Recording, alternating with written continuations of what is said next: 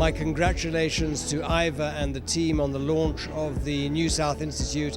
It's an extraordinarily important initiative and intervention to ensure that we can safeguard our democracy. I think there's no doubt that our democracy, the notion of democracy, the principles of democracy around the globe is at peril.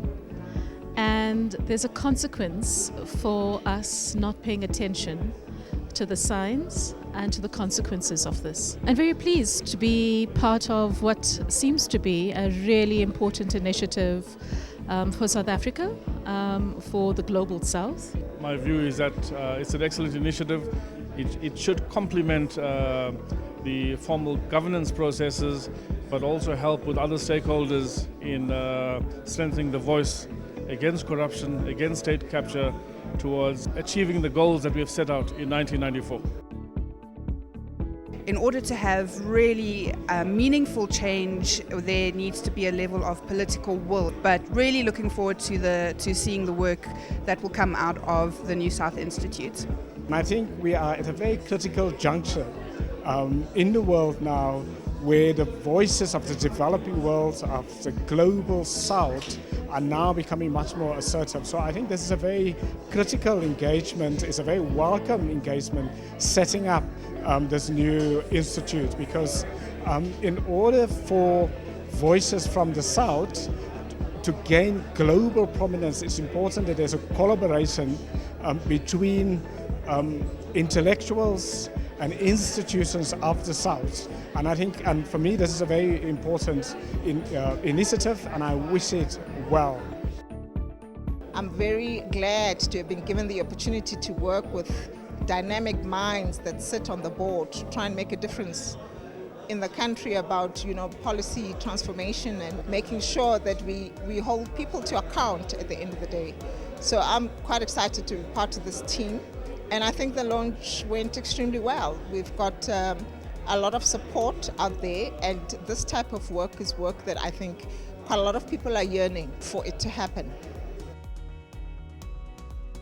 This idea of New South is very inspiring for me at the moment, because I think it is not only a geographical idea, and that it encompasses all those countries, peripheries of the world, and others who are non-European, non-Western, who are seeking an alternative after the indictment of Tina philosophy, that there is no alternative, and various versions of the end of history. I think there's so much accumulated humiliation, frustration, confusion, ethical, moral, political, but the world is really at a point where some kind of an emergency brake is required. I think clearly the signs in society at the moment is that government is failing, society is failing, with the repeated failures we are seeing and the impact on citizens, and this ultimately leads down to a breakdown of the total state. So I think it's important for like-minded individuals, professionals to be inspired by this launch and to be wanting to join forces, so that as a collective we can help in turning around the dire situation in the country. What I think there must be growing realization amongst people on the street is that many of the issues that affect their daily lives are issues related to the way government works, and they need to be much more circumspect around the kinds of people they elect into office, and to pay much more attention to debates and discussions around the way organizations are structured, designed, resourced. All over the world we see conflicts that have broken out around problems of service delivery, around inequality, around poverty.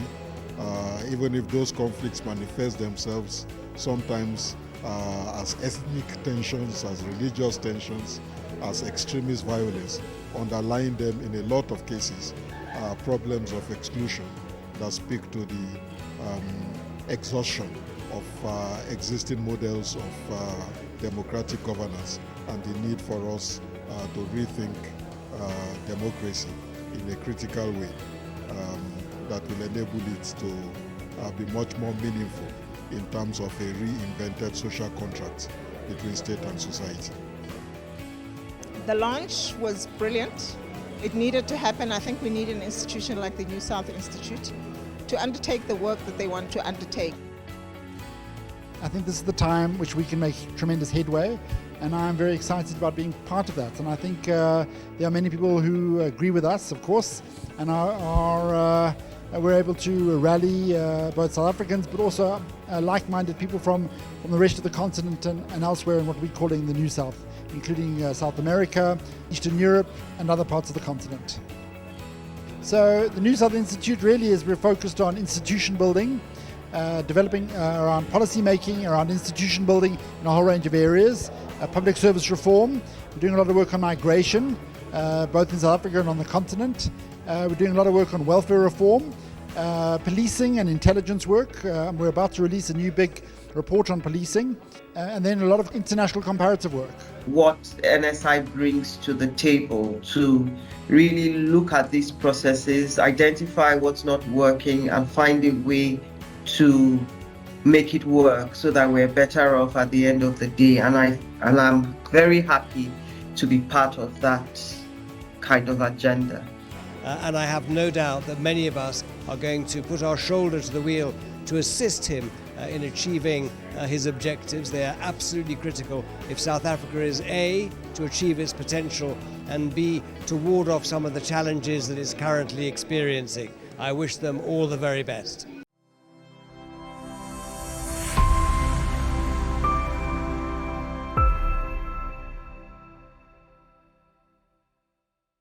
The New South Institute is trying to shape research, trying to provide evidence-based analysis, developing narratives around what the problems are, and defining solutions through them where possible. When I joined last year, I found a really amazing team already in the NSI, which was becoming the NSI, and it's been further strengthened with very established and distinguished scholars, such as Anthony Butler, who's sitting quietly at the back there, and a number of emerging scholars as well, who are young African postdocs and senior researchers who are working in various projects in the program. The team is really passionate about rebuilding a pragmatic democratic society in South Africa, and similarly in other parts of the world. So what's really exciting about the project is this notion of the New South. The New South is developing countries, very often generally democracies, because we really look at mostly at democratic societies, but they, as you know, vary a lot in nature. Some are democracies in name only, some are very democratic, and there are many somewhere in between. And we talk about fragile democracies or fledgling democracies, which are still in a very tender and vulnerable stage of development. And we're trying to find ways to strengthen democracy and strengthen the capability of those societies to improve the conditions of their people. So current work, there are a number of areas, there are a number of work streams. One is comparative and international policy, which my program, which is on migration governance reform in Africa, falls under.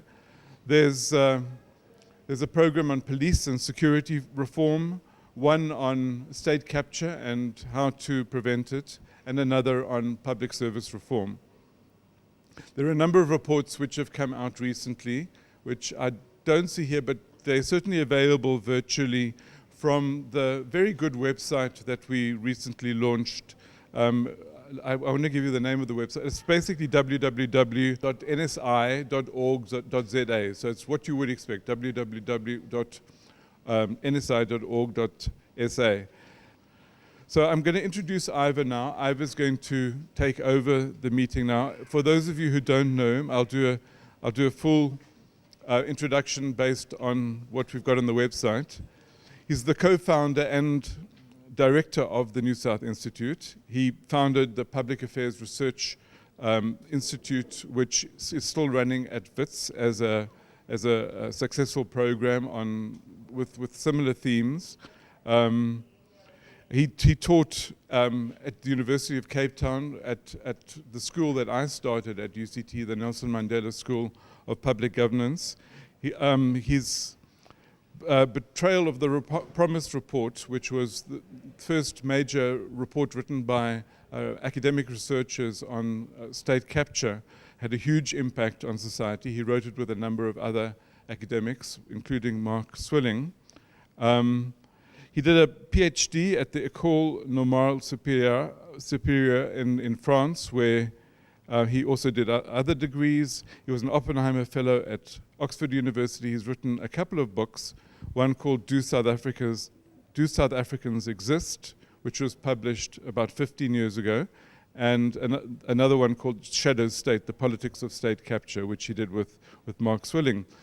His new book, The Shattered Vessel, will appear this year. Ivor. Thank you very much for those introductory remarks. So Alan's covered some of what I wanted to say in the first few moments, but I thought maybe I should just explain the change of name. So we've moved from the Government and Public Policy think tank, and we've become the New South Institute. And the first thing to say is this does not in any way reflect a change of focus away from public policy to working on institution building in what we're calling delicate democracies. This is a term, Alan, you didn't mention it, but this is a term that Alan developed and came up with. Delicate democracy sounds awkward, but I think it's an important term. We've moved away from the notion of fragile democracies, which is a term that is deeply conceptually loaded, if you know the literature. Delicate, what I quite like about it is that delicate democracies is a sense that something's vulnerable, there's something precious about these democracies, and yet at the same time they're fragile. So I'm very attracted to that idea of delicate democracies, both symbolically but also I think conceptually as well. I think it's got a lot of promise. So the idea is that we continue to work on institution building in what we're calling delicate democracies by working fundamentally on public policy issues, and that's really the focus of the New South Institute. So why the name change? I think what's really important is it reflects a change of methodology, a shift of methodology, if you like.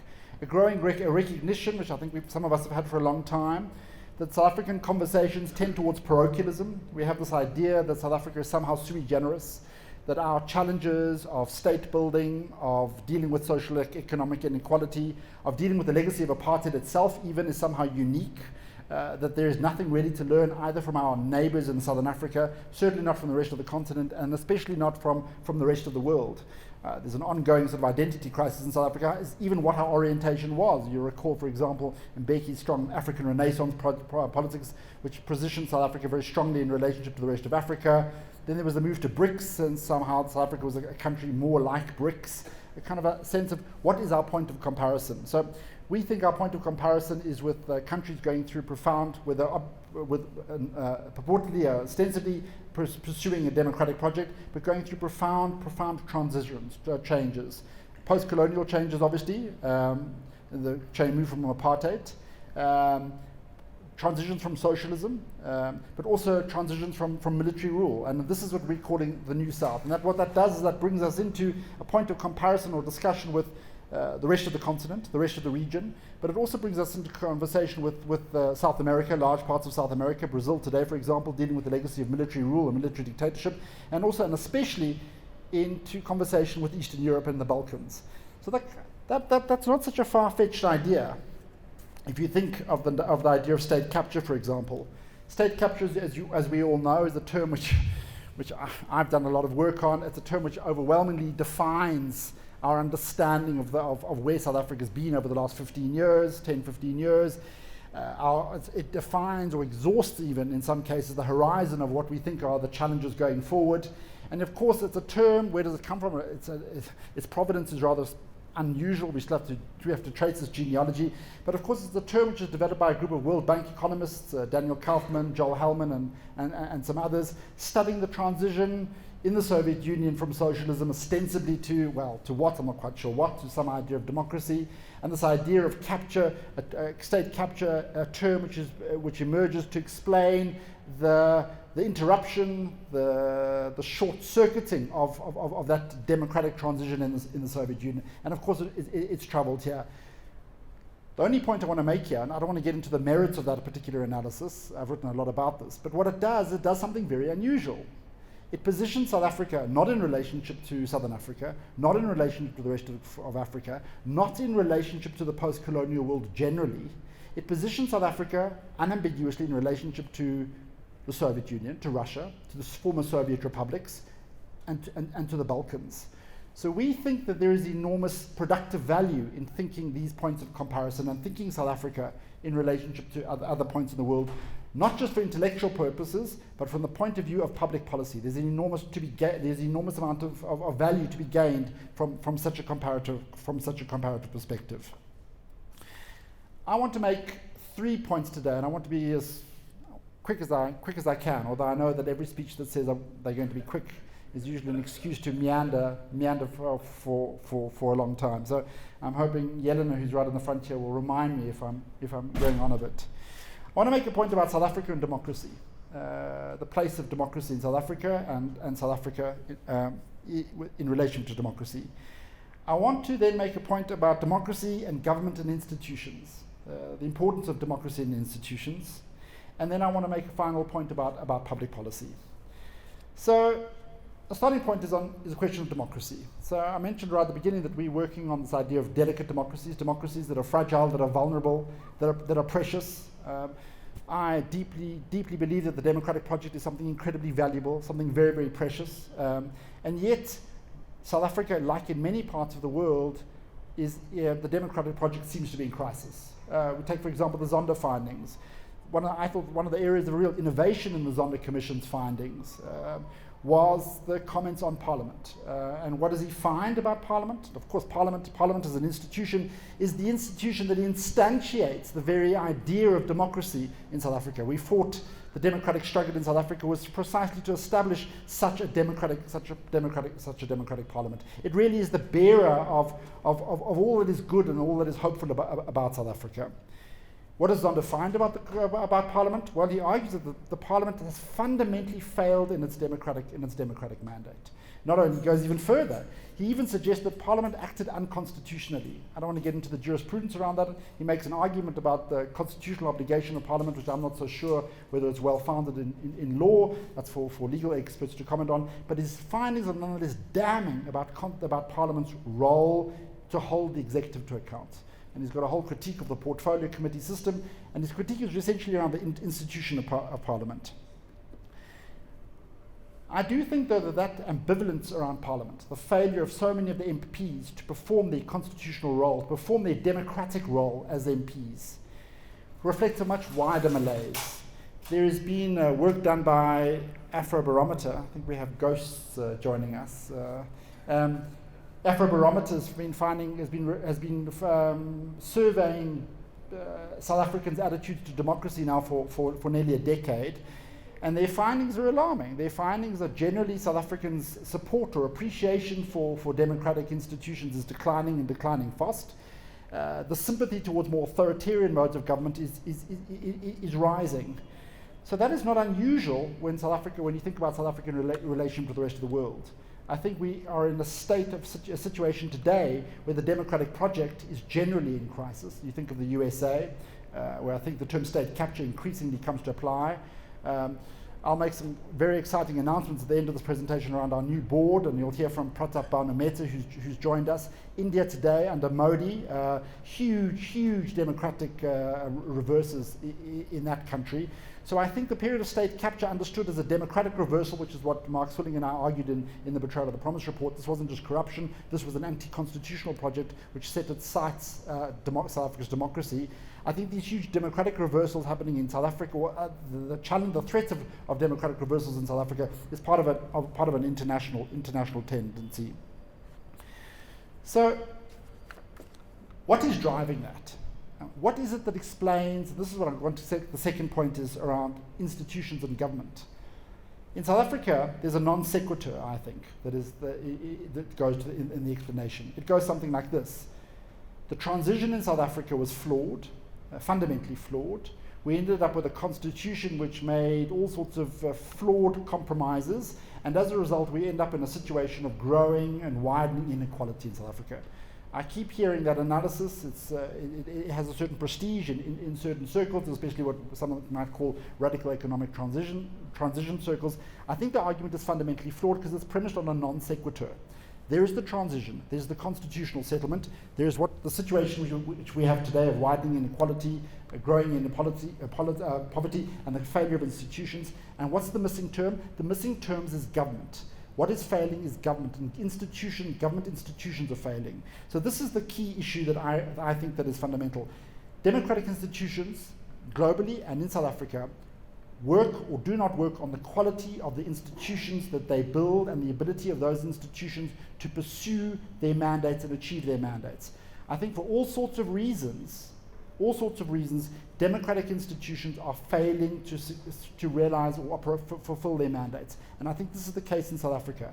And I think this is at the heart, I think, of the fundamental crisis of democracy in South Africa and the crisis of the economy. The crisis we have in South Africa is not a constitutional crisis. It's fundamentally a crisis of our public institutions. So I want to move to the third part of this presentation, and that is around public policy. I think there are many reasons why our institutions are in crisis. One is unambiguously the legacy of apartheid, a complex legacy which we can discuss. But there are major failures of public policy.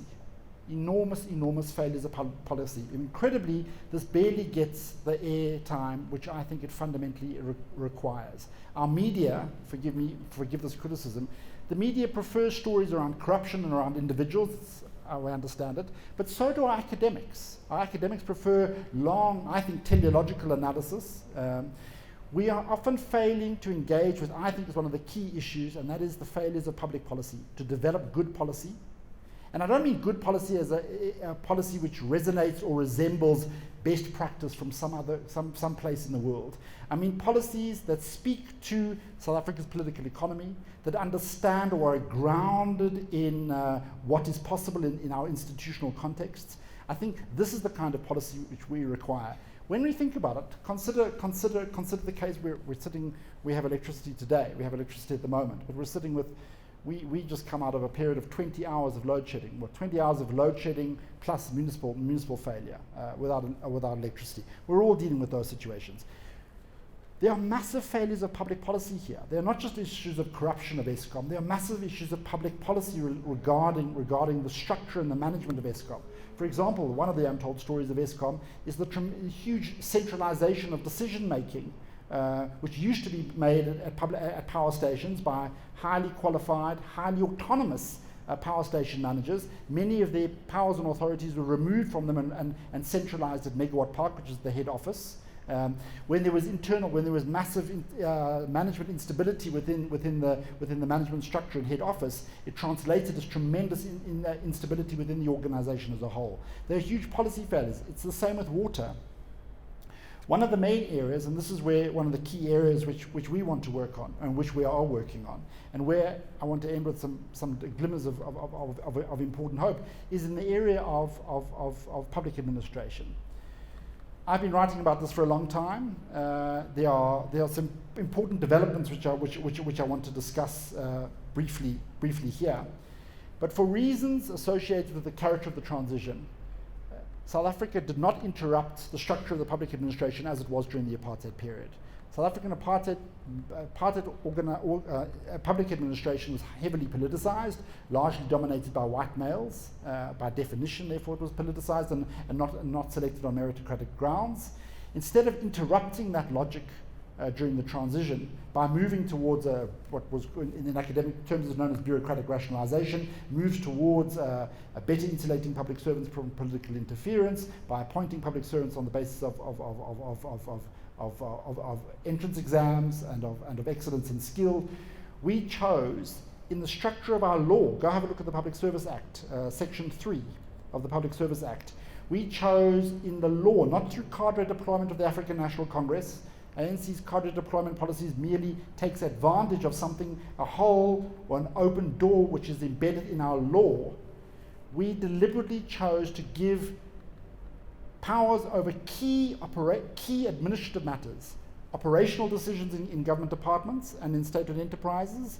We gave ministers and the president discretion over those sorts of decisions, and we gave ministers and the president discretion over selection, over questions of recruitment, appointment, promotions, and of all HR functions. In other words, in our foundational law, the Public Service Act of 1994, if you have a look at Section 3, we instantiated, as far as we could, political control of the administration. So when the tendency was historically to move towards greater autonomy or greater distinction between those roles, South Africa went the route of politicization. We did it, of course, for what we thought were the right reasons. We're deeply suspicious, the ANC came to power, deeply suspicious of the public service that it inherited, deeply suspicious of white male officials to implement ANC policies, and as a result, the idea that they needed to bring in their own people into government to move towards a post-apartheid society. We are living with that legacy today. Incredibly, though, there are suddenly, unexpectedly, and this is with a moment of hope, I think, there are real opportunities to advance on that agenda. In 2021, the National School of Government, operating under the auspices of the Department of Public Service Administration, published a framework for professionalizing the public service. It puts on the agenda two issues, two, I think, very, very positive issues. One is that public servants should be appointed meritocratically, and it's got a whole lot of proposals around that, the role of the National School of Government, for example. And the other one is that public servants should be better insulated from inappropriate political interference. So there's that framework document which is there, and hopefully there will be some momentum around it. I'm a little critical of that framework document, and we're doing some work. We're about to publish a response to the current professionalization framework with new suggestions, because it turns out from 2008 under Geraldine Fraser-Moleketi, and perhaps some people in this room know this framework very well. Richard Levine was one of the key authors of it. The Public Administration Management Bill didn't become an act, although except in truncated form under Minister Sisulu, became the Public Administration Management Act, which exists on the books. But the Public Administration Management Bill is an extraordinary breakthrough, I think. Geraldine Fraser-Moleketi's development. And what it does is it recognizes the distinction which the Constitution itself makes, a profound constitutional distinction between public administration and the public service. And what it says is that the public service is merely an administration within the larger public administration. More importantly, it sets out a whole set of core values, good values, which every administration must obey. Values of ethics, of professionalism, of transparency, a whole range of excellence, and it calls for a piece of national legislation to cover all administration. So, public service, municipalities, the judiciary, the judicial administrations, all administrations would fall under the purview of this national legislation. I think it's an important breakthrough. And I think the fact that it's been lost says something a lot about our politics. I think there's a lot of space to return and build momentum around reforms in three directions. One, amending the Public Service Act, especially amending or repealing Section 3 of the Public Service Act, which gives political power, all administrative power to politicians. I think we need to pass this legislation. We need to return to the Public Administration Management Act, so that to set and to establish in law the values which inform all public administrations, and we need to establish the institutions and empower the institutions to enforce those values across all administrations. One of the ideas which the French model has, for example, is administrative courts, administrative tribunals, and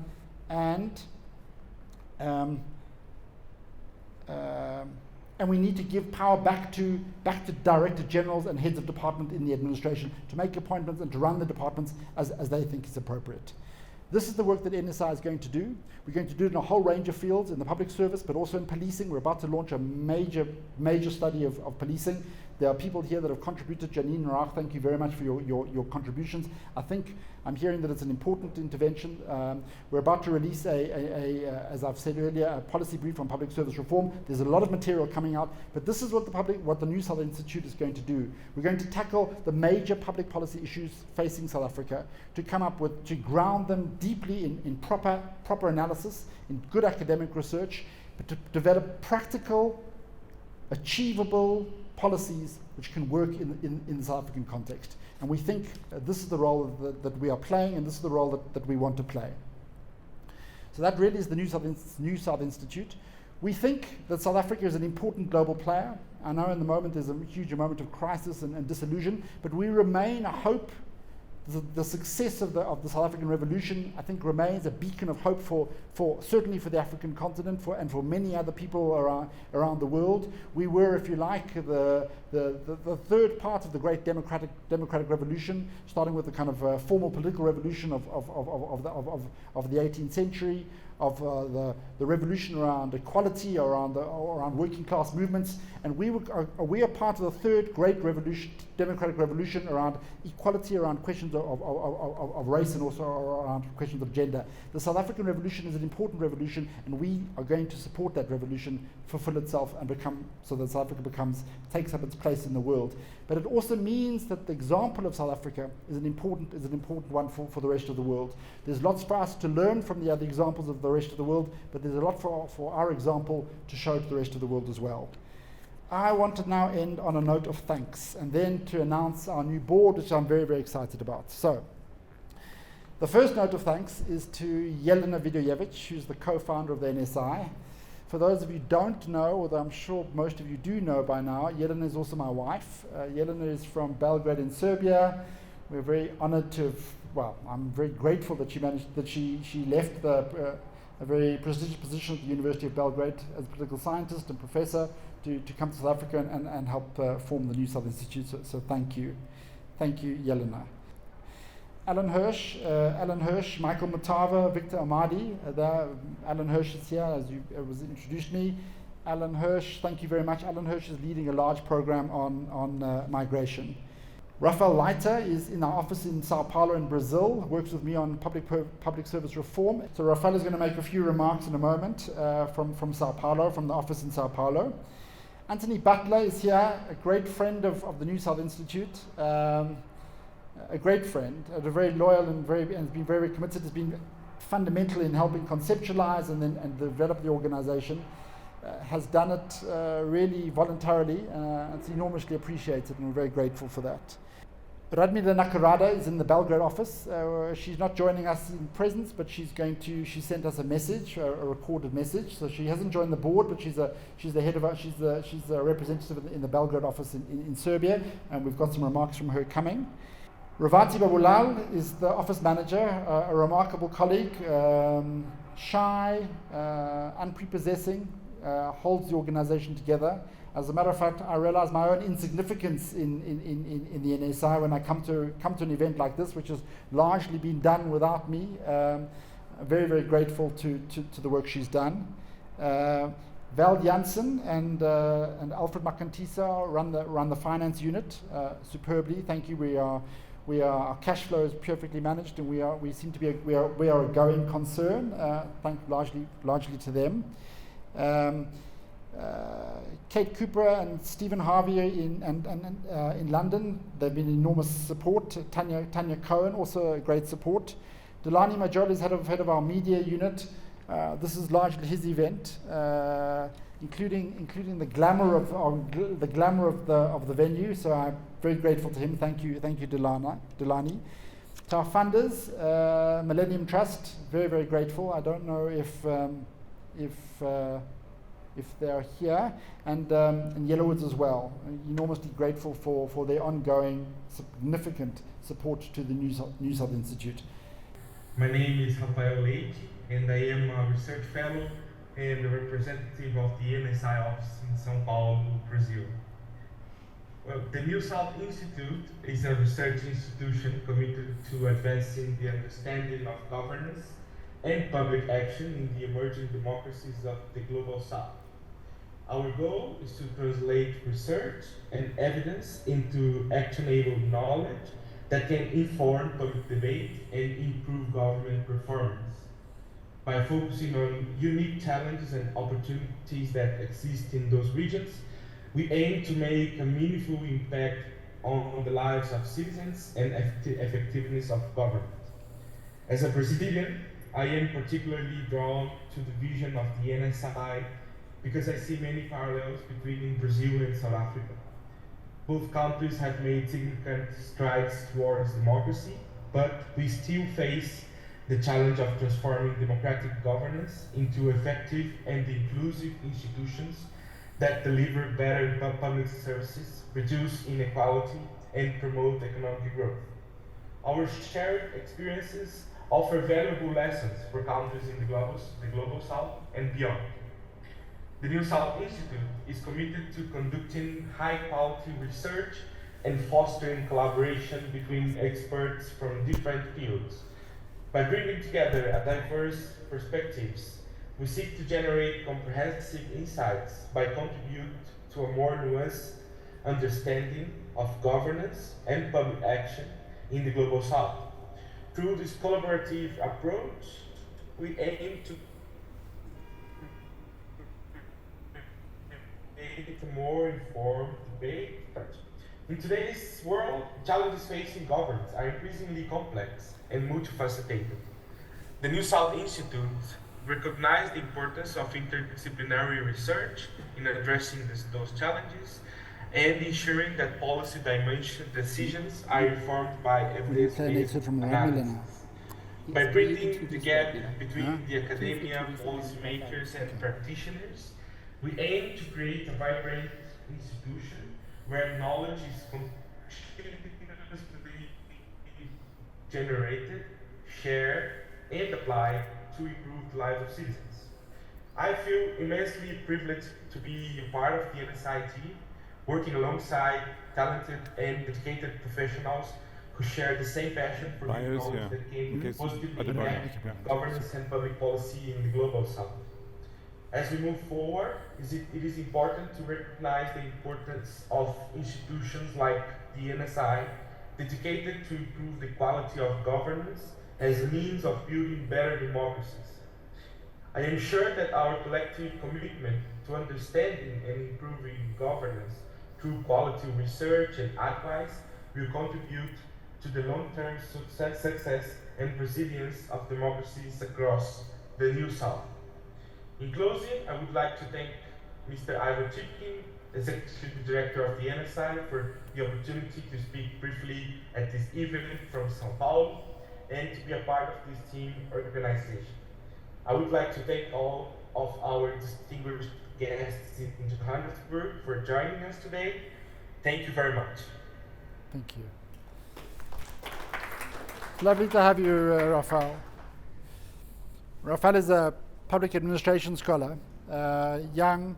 He brings an extraordinary wealth of knowledge and experience from the Latin American examples, and has deeply enriched the work that I've been doing. It's a great pleasure to have him.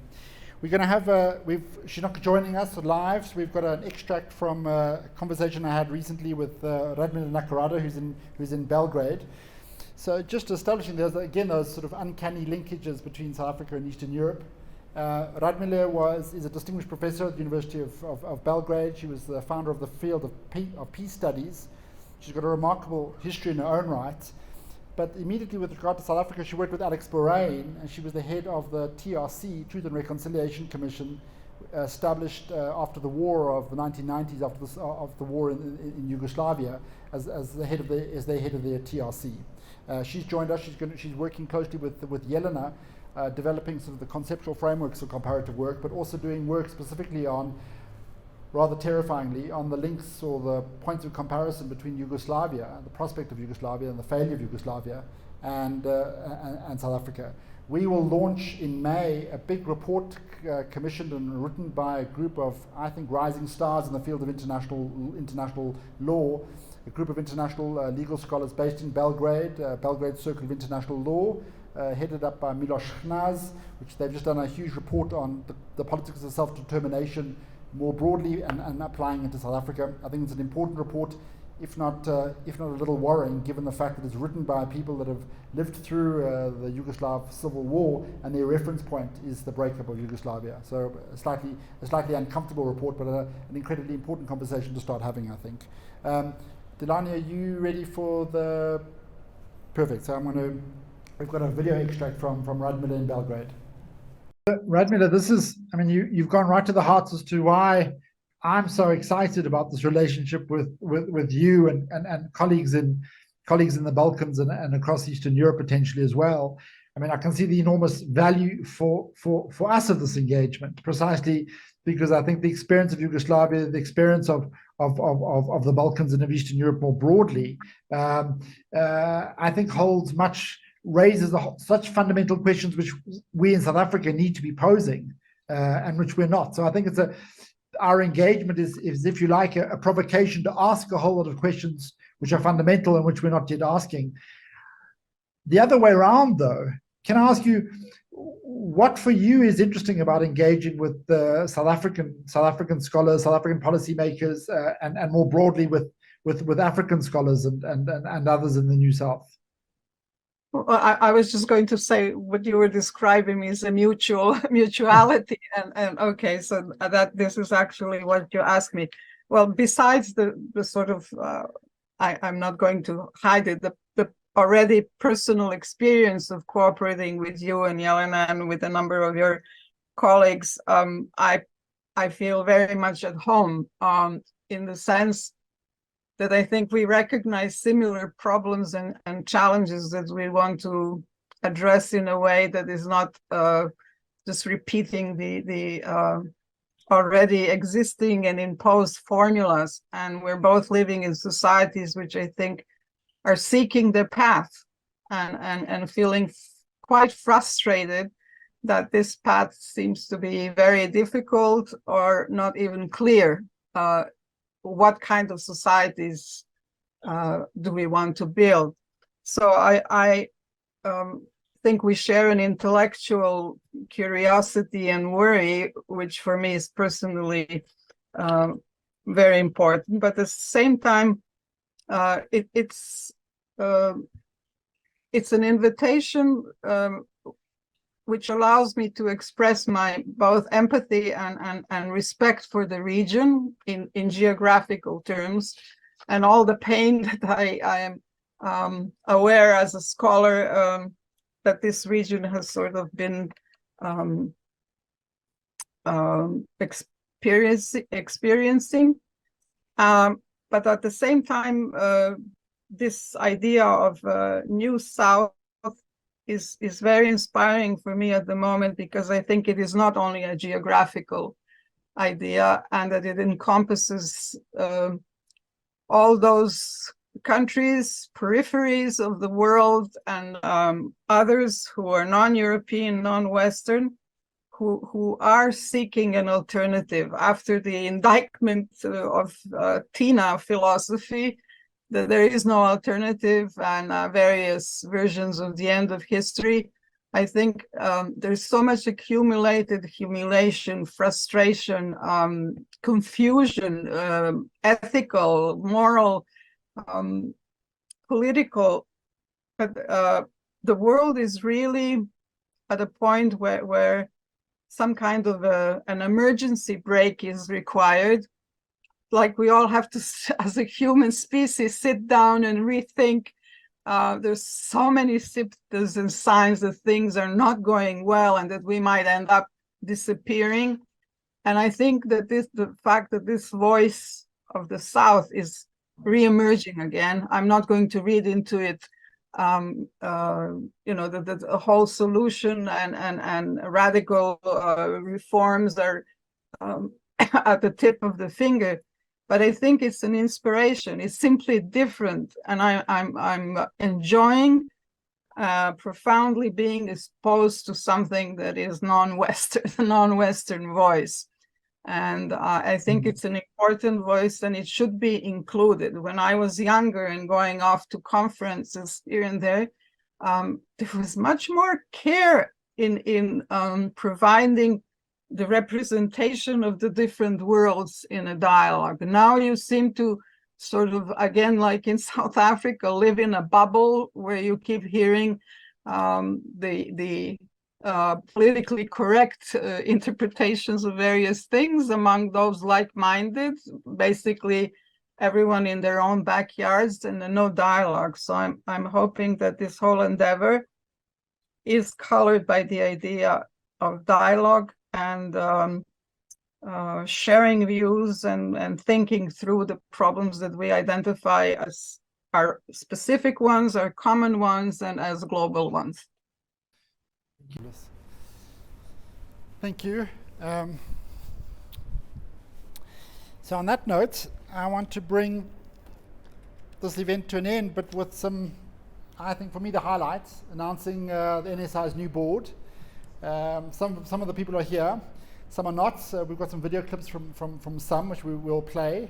But really to announce the New South Institute's board, which I'm, quite frankly, I'm humbled by that these people have agreed to join our board, and honoured and very, very excited about the potential of working with them. So, Pratap has agreed to, I've had an interview with him, so we've got a conversation with him. The first who just joined us is Pratap Banumeta. Some people in the room will know Pratap. Pratap was based at Harvard. He went to India. He was not the founder, but he really turned the Center for Policy Research in Delhi into a major think tank, in the premier think tank in India, and a major think tank in the world, continues to be, which is why today, here and now, it's facing a full frontal attack by the Modi government. Pratap's pictures, together with the Marcha Sen's, are all over New Delhi currently, I believe, for being, the Modi government has accused them of being in the pockets of Soros and other sorts of extraordinary things. Pratap is a major intellectual. He was the Vice Chancellor of Ashoka University, and he's now moved back to the US. He's now at Princeton University. So Pratap has joined the board. We have an extract from Pratap. Pratap, it's a great honor for us that you've joined the board, but I want to know why have you joined the NSI? What was attractive to you about this about us? Well, I mean, first of all, there's some chap called Ivor Chipkin who seems to do good work and is interesting, and I've always learned a lot from. So I mean, that's the kind of the first level answer. But I think the second, I mean, I don't have deep knowledge of South Africa. I have visited South Africa only twice, but have had conversations with various colleagues who work with South Africa, and the opportunity of learning more about South Africa, which I think will deepen our understanding of both state formation and democracy. Because I mean, I still think for all of South Africa's contemporary faults and challenges, it is, like India was, a kind of extraordinary experiment in the making, like India actually still is in some ways, right? And I think the deeper the dialogue we have across, and I like your New South framing in some ways, the more it helps us try and figure out what is contingent and what is necessary to the particular diagnostics that we are coming up with. I mean, sometimes, I mean, the great advantage of comparative work, as you know, is that you actually recognize that what you were thinking has some contingent local causes as part of a deeper trend, which then gets you to reframe your analysis, explanations in a sense, in different kinds of ways.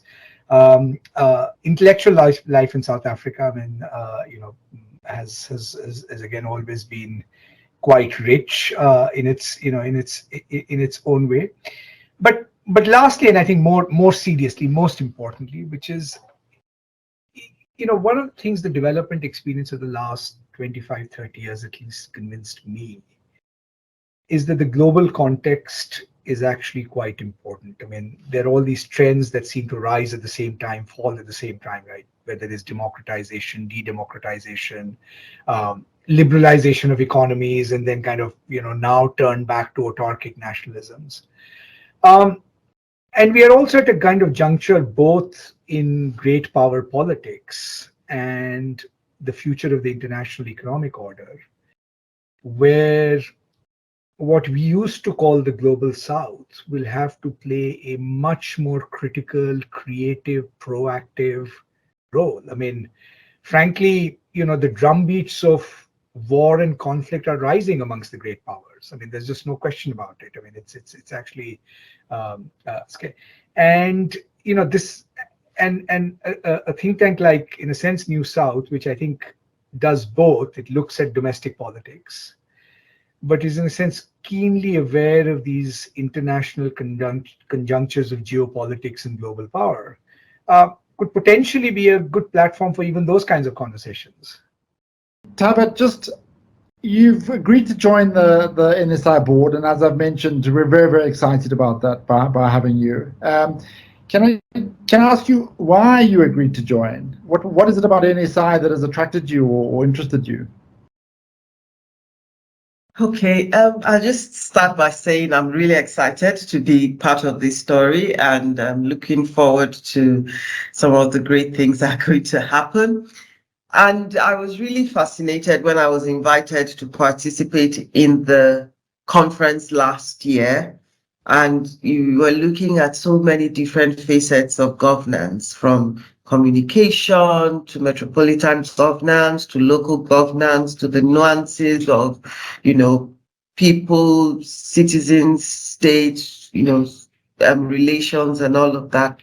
And up until that time, I hadn't experienced that kind of convening outside of political science that was focused on kind of understanding the systems, but not looking beyond the systems to how it was impacting everyday life. And I found that really refreshing, for us to really understand how these governance patterns, the things that are happening in the political space, how it's affecting how people live, the kinds of decisions they're taking, and what we can do to strengthen those systems.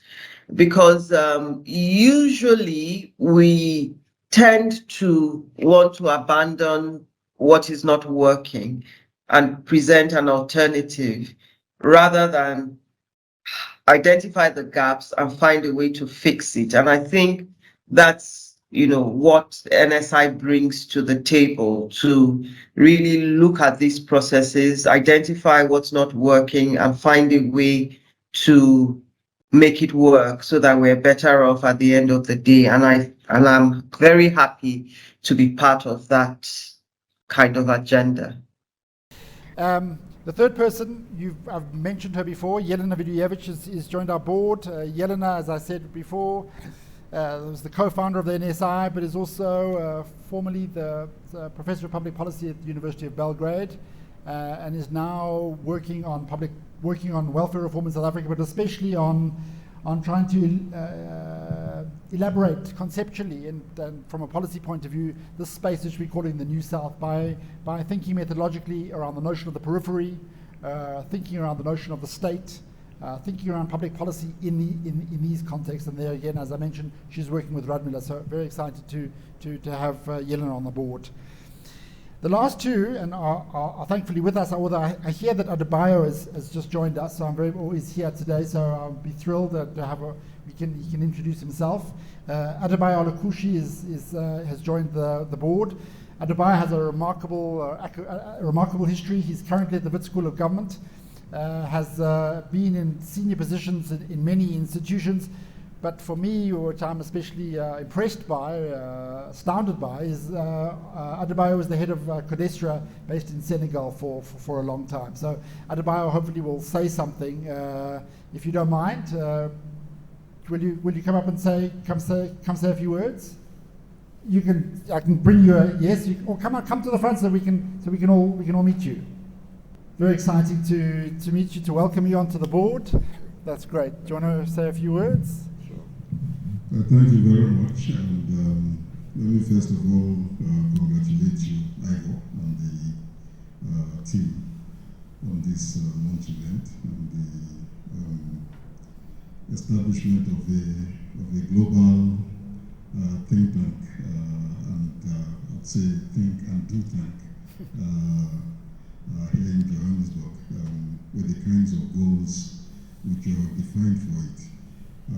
As several of the speakers have said earlier on, and you yourself in your remarks, we live in very interesting times. To put it in a poetic rendition. Interesting times when all of the old certainties have all been thrown into the air, and we're all settled. When we look at the situation of democracy all over the world, we have a feeling that somehow the center is no longer holding. And for a long time, I think we've argued, some of us, that one important dimension of our governance experience, which needs to be taken much more seriously, is the interface between democracy and development. Democracies must deliver for the people. And although we could argue as scholars that democracy as a value in itself is worth promoting and defending, at the end of the day, what we hear from Lagos to Kinshasa and increasingly out here is that people don't eat democracy. And that's where the interface between our systems of governance and the delivery of public services become really very important for all of us. More so that other systems of governance, which are not necessarily democratic in the way we understand it, are striving to show the efficacy, quote unquote, of their own system, of the alternatives. And you see people saying, we are looking east. Whatever that means in its material detail, but in our context, it becomes a justification for an authoritarianism which also does not deliver anyway at the end of the day. So I find this to be an interesting opportunity for us in this part of the world to contribute to the kind of rethinking that is called for, and perhaps bring to the global conversation original experiences and interpretations of those experiences that might help to enrich a global understanding of democracy. Right. So I look forward to collaborating. Finally, and certainly not the least, last but certainly not least, as the cliche goes, is Martha Ngoye, who's joined us as well. Martha's going to come up and sort of make the final remarks. Martha, for those of you who don't know, although you should know, Martha is a national hero in South Africa. Martha was head of legal services at PRASA. She's the whistleblower at PRASA. She has courageously defied scandalous political interventions in that state-owned enterprise to do outrageously illegal things. She's been an absolute bulwark of decency and of good governance within that institution, for which she has been persecuted. Has been vindicated at every turn when they've tried to pursue her in the courts. Her testimony at the Zombie Commission, I think, was an incredibly important one. We are thrilled and honoured to have you as part of the NSI board. I'll hand over to you.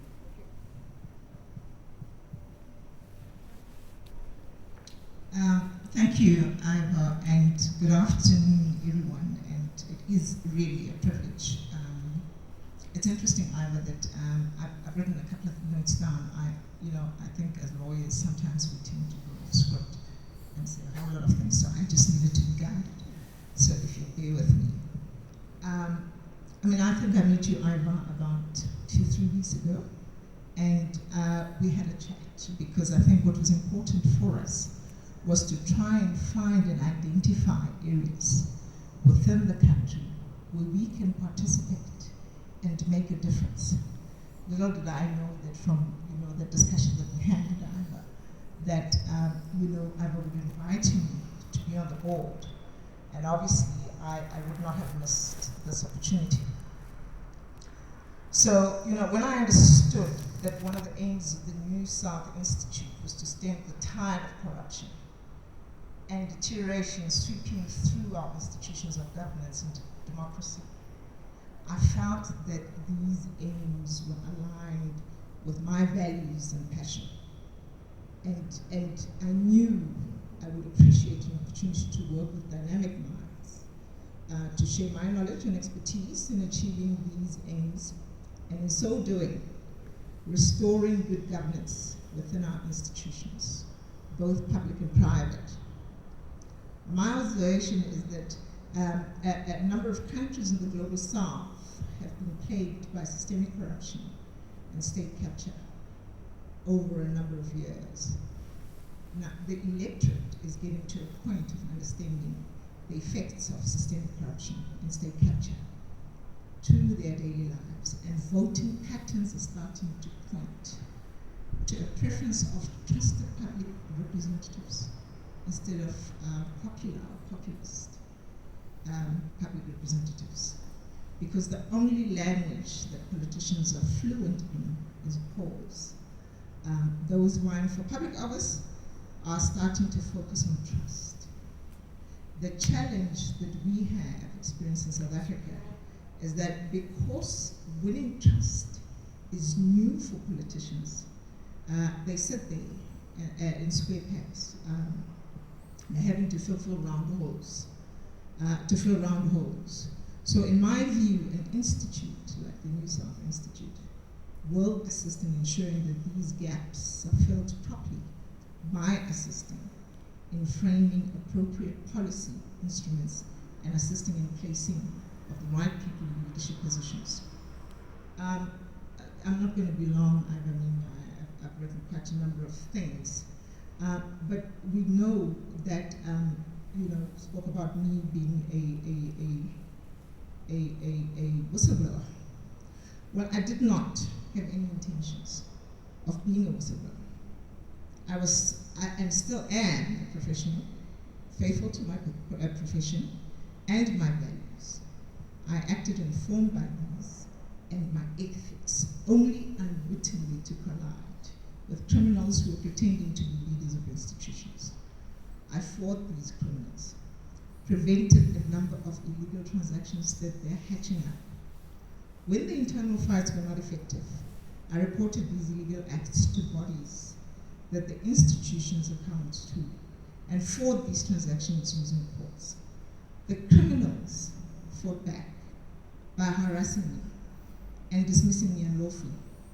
I fought this harassment, and in the process, I was identified by others as whistleblowers. I'd understood what I was doing was part of my job and my obligation to act in the best interest of my employer and the country. Now, my experience as a whistleblower and being able to speak truth to power with legal risk and compliance management background, I believe that I stand a good stake to play a meaningful role in the board. I live governance, and I'm aware that there is lack thereof in these institutions. So transparency and public accountability are a prerequisite, and I believe in this, for a functioning democracy, and in turn, effective service delivery. Practically, this means not only having in place policies and oversight mechanisms to prevent corruption and capture. Whistleblowing must be actively encouraged, and also that the laws and systems are circumvented. There will still be one protective measure against public money being looted. Honest public servants and whistleblowers are at the heart of functioning democracy. They must be supported and must be protected. So thank you for the opportunity, and I'm really looking forward to working with this dynamic team. Thank you, Martha. Martha, it's a great pleasure and honor to have you. Thank you very much and welcome. So, on that note, we are done with the formal proceedings, and I think we can move to have some refreshments. We wanted to keep it short. It's in the middle of the day, so we didn't want to take over your whole day. But Martha said something profoundly important, and this is why I think this is a moment, both a moment of despondency, but it's also a moment of profound hope. Martha mentioned how her professional values, as a lawyer, as a public servant, clashed with those of a whole lot of persons seeking malfeasance and opportunity within the organization. It's precisely that clash of values which I think we are on the cusp of being able to deal with. The Constitution sets unambiguously, and it is unambiguous, a set of key values that calls them principles, democratic values and principles around which all public administrations should be governed. What we need now is a piece of national legislation to instantiate those values and those principles for all public administrations so that they are justiciable. We have the outlines of such a framework in the Public Administration Management Bill, written with Richard Levine as DG, a former DPSA, and also under the Minister of Geraldine Fraser-Moleketi.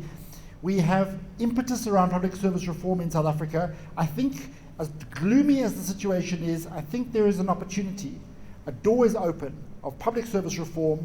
As unglamorous as it may seem, it may be the decisive transformation that is required to start rebuilding or start removing South Africa towards institutional integrity once again. So this is the role that NSI wants to play in South Africa. We want to push very hard on the policy agenda around institutional reform, whether it's in the public service or in other institutions. And we think, and this is where I'm most excited, I think it is doable, precisely because, and this is where I want to end, South Africa is not a criminal state. We are not a mafia state, where I still think there is huge space in South Africa where ideas matter. We are not simply ruled by the politics of the belly. There is still huge space for ideas, idealism, and enthusiasm. And I think if we argue and if we win those arguments, which are practical and achievable arguments, we can make enormous progress in South Africa. We have not lost in the country. The country has not failed. We are not in a situation of utter criminality. We're in a situation which is complex and difficult. There is much to be achieved, and NSI wants to play a decisive role in moving the country forward. And on that note, thank you very much for coming. I'm thrilled that so many people came in the end. Ask Yelena, I was concerned that it was just going to be us. I want to thank Delani and to Riva for pulling off, I think, a remarkable event, a lovely venue. I loved the video clips and it all worked very well. To Rafael, to joining us from Sao Paulo, to Radmiller in Belgrade, to Pratap in Princeton, to Tabat in Lagos, and to those of us here, thank you very much. Please join us for some tea and for some food. Thank you very much.